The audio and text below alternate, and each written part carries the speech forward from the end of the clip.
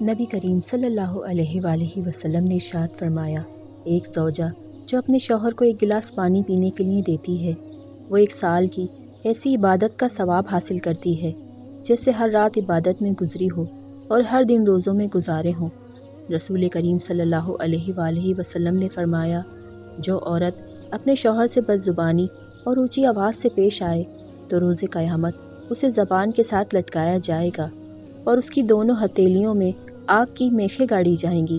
نبی کریم صلی اللہ علیہ وآلہ وسلم نے ارشاد فرمایا، قسم اس ذات کی جس کے قبضے میں میری جان ہے،